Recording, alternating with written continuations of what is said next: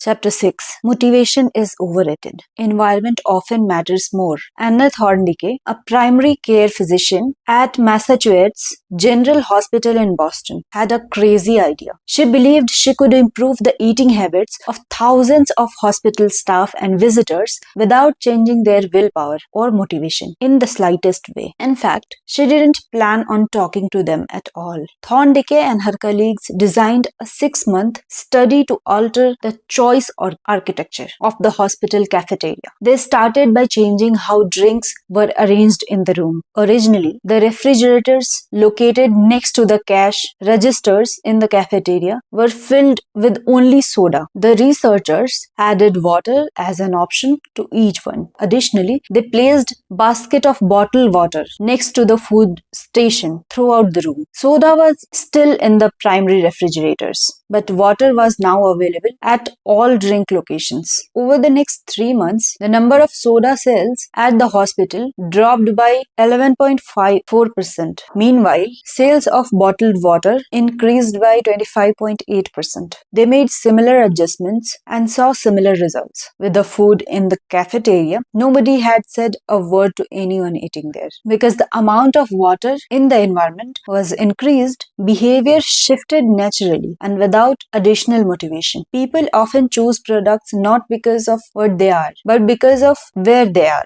If I walk into the kitchen and see a plate of cookies on the counter, I'll pick up half a dozen and start eating, even if I hadn't been thinking about them beforehand and didn't necessarily feel hungry. If the communal table at the office is always filled with donuts and bagels, it's not going to be hard to grab one every now and then. Your habits change depending on the room you are in and the cues in front of you. Environment is the invisible hand that shapes human behavior. Despite our unique personalities, certain behaviors tend to arise again and again under certain environmental conditions. In church, people tend to talk in whispers. On a dark street, people act wary and guarded. In this way, the most common form of change is not internal but external. We are changed by the world around us. Every habit is context dependent. In 1936, psychologist Kurt Lewin wrote a simple equation that makes a powerful statement. Behavior is a function of the person in their environment. B is equal to function of P n, E. It didn't take long for Levin's equation to be tested in business. In 1952, the economist Hawkins Stern described a phenomenon he called suggestion impulse buying, which is triggered when a shopper sees a product for the first time and visualizes a need for it. In other words, customers will occasionally buy products, not because they want them, but because of how they are presented to them. For example, items at the eye level tend to be purchased more than those down near the floor. For this reason, you'll find expensive brand names featured in easy to reach locations, and you'll find expensive brand names featured in easy to reach locations on store shelves because they drive the most profit, while cheaper alternatives are tucked away in harder to reach spots. The same goes for end caps, which are the units at the end of A-cells. End caps are money-making machines for retailers because they're obvious locations that encounter a lot of foot traffic. For example, 45% of Coca-Cola sales come specifically from end of the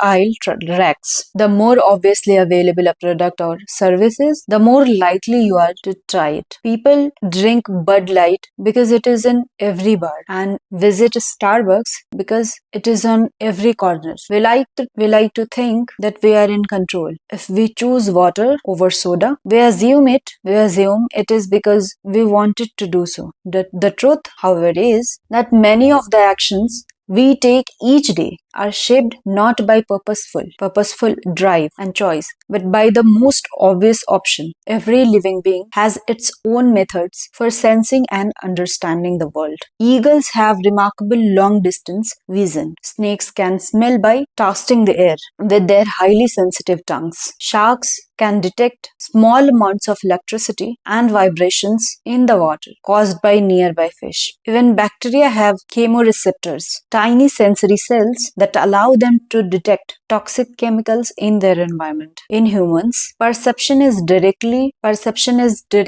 by the sensory nervous system. We perceived the world through sight, sound, smell, touch, and taste. But we also have other ways of sensing stimuli. Some are conscious, but many are unconscious. For instance, you can notice when the temperature drops before a storm, or when the pain in your guts rises during a stomach ache, or when you fall off balance while walking on rocky ground. Receptors in your body pick up on a wide range of internal stimuli, such as the amount of salt in your blood or the need to drink when thirsty. The most powerful of all human sensory abilities, however, is vision. The human body has about 11 million sensory receptors. Approximately 10 million of those are dedicated to sight. Some experts estimate that half of the brain's resources are used on vision. Given that we are more dependent on vision than any other sense, it should come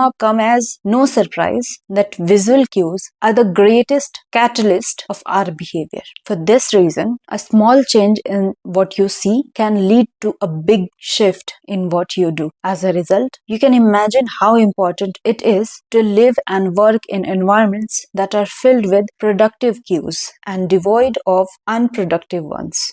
Thankfully, there's good news in this respect. You do not have to be the victim of your environment. You can also be the architect of it. How to design your environment for success? During the energy crisis and oil embargo of the 1970s, Dutch researchers began to pay close attention to the country's energy usage. In one suburb near Amsterdam, they found that some homeowners used 30% less energy than their neighbors, despite the homes being of smaller size and getting electricity for the same price. It turned out the houses in this neighborhood were nearly identical except for one feature: the location of the electrical meter. Some had one in the basement, others had the electrical meters upstairs in the main hallway. As you may guess, the homes with the meters located in the main hallway used less electricity when their energy use was obvious and easy to track.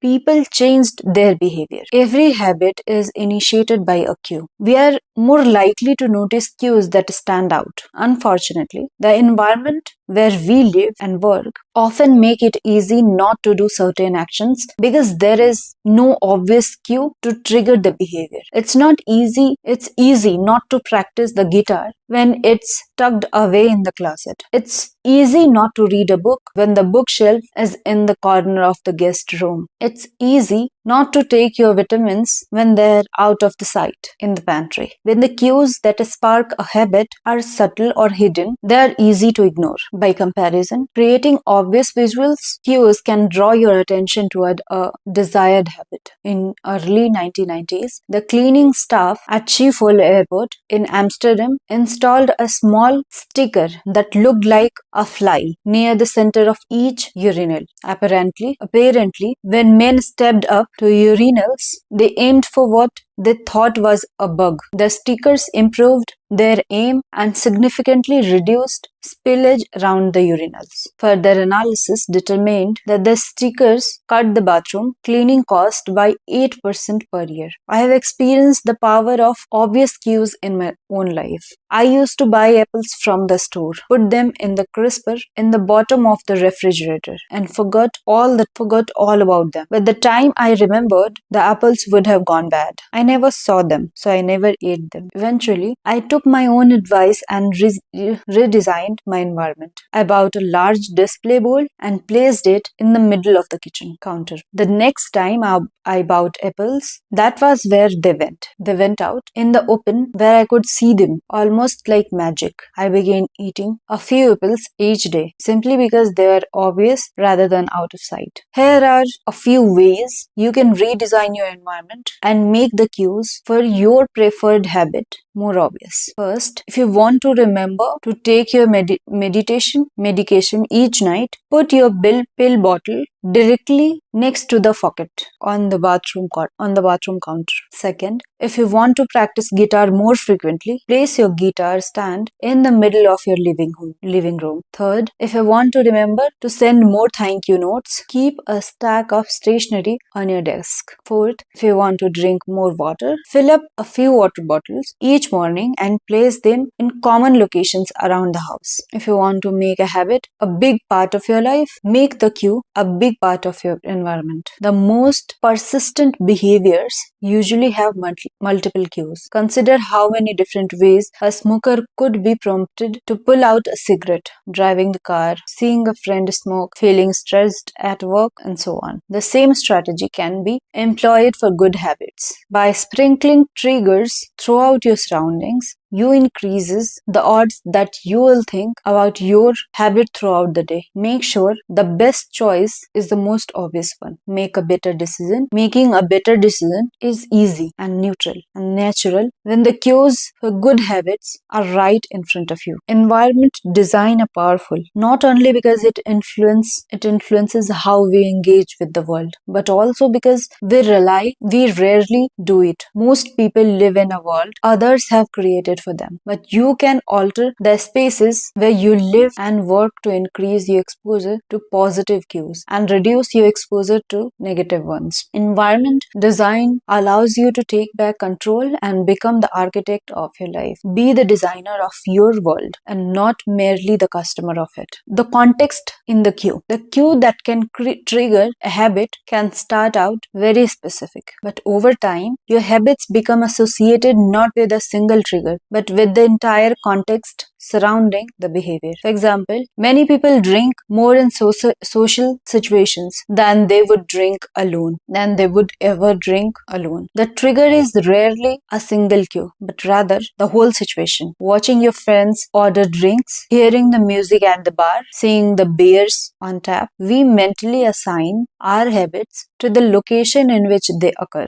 The home, the office, the gym, each location develop a connection to certain habits and routines. You establish a particular relationship with the objects on your desk, the item on your kitchen counter, the things in your bedroom. Our behavior is not designed by the objects in the environment, but by relationship to them. In fact, this is a useful way to think about the influence of the environment on your behavior. Stop thinking about your environment as filled with objects. Start thinking about it as filled with relationships. Think in terms of how you interact with the space around you. For one person, her couch is a place where she reads for an hour each night. For someone else, the couch is where he watches television and eats a bowl of ice cream after work. Different people can have different memories and thus different habits associated with the same place. The good news is you can train yourself to link a particular habit with a particular context. In one study, scientists instructed insomniacs to get into bed only when they are tired. If they couldn't fall asleep, they were told to sit in a different room until they become sleepy. Over time, subjects began to associate the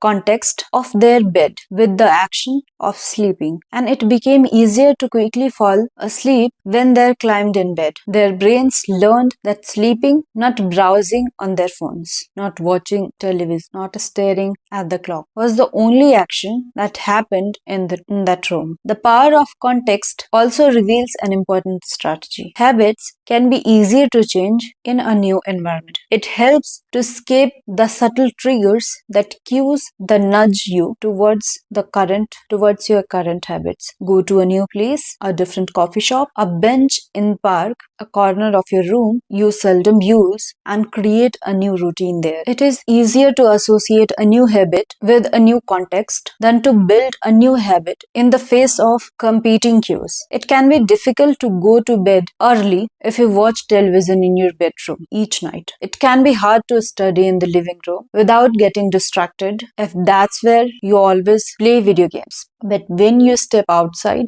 your normal environment, you leave your behavioral biases behind. You aren't battling old environmental cues, which allows new habits to form without interruption. Want to think more creatively? Move to a bigger room, a rooftop patio, or a building with expensive architecture. Take a break from the space where you do your daily work, which is also linked to your current thought patterns. Trying to eat healthier, it is likely that you shop on autopilot at your regular supermarket. Try a new grocery store. You may find it easier to avoid unhealthy food when your brain doesn't automatically know where it is located in the store. When you can't manage to get to an entirely new environment, redefine or rearrange your current one. Create a separate space for work, study, exercise, entertainment, and cooking. The mantra I find useful is one space, one use, which I started my career as an entrepreneur. I would often work from my couch or at the kitchen table. In the evenings, I found it very difficult to stop working. There was no clear division between the end of work time and the beginning of personal time. Was the kitchen table my office, or the space where I ate meals? Was the couch where I relaxed, or where I sent emails? Everything happened in the same place. A few years later, I could finally afford to move to a home with a separate room for my office. Suddenly, work was something that happened in here, and personal life was something that happened out there. It was easier for me to turn off the professional side of my brain when there's a clear dividing line between work life and home life. Each room had one primary use. The kitchen was for cooking, the office was for working. Whenever impossible, avoid mixing the context of one habit with another. When you start mixing context, you'll start mixing habits, and the easier ones will usually win out. This is one reason why the versatility of modern technology is both a strength and a weakness. You can use your phone for all sort of tasks, which makes it a powerful device. But when you can use your phone to do nearly anything, it becomes hard to associate it with one task. You want to be productive, but you are also conditioned to browse social media, check emails, and play video games. Whenever you open your phone, it is a mishmash of cues. You may be thinking, you don't understand. I live in New York City. My apartment is the size of a smartphone. I need each room to play multiple roles. Fair enough. If your space is limited, divide your rooms into activity zones. A chair for reading, a desk for writing, a table for eating. You can do the same with your digital spaces. I know a writer who uses his computer only for writing, his table only for reading, and his phone only for social media and texting. Every habit should have a home. If you can manage to stick with this strategy, each context will become associated with a particular habit and mood of thought. Habits thrive under predictable circumstances like these. Focus comes automatically when you are sitting at your work desk. Relaxing is easier when you are in a space designed for that purpose. Sleep comes quickly when it is the only thing that happened in your bedroom. If you want behaviors that are stable and predictable, you need an environment that is stable and predictable. A stable environment where everything has a place and a purpose is an environment where habits can easily form. Chapter summary. First, small changes in context can lead to a large changes in behavior over time. Second, every habit is initiated by a cue. We are more likely to notice cues than stand out. Third, make the cues of good habits obvious in your environment. Fourth, gradually your habits become associated not with a single trigger but with the environment, with the entire context surrounding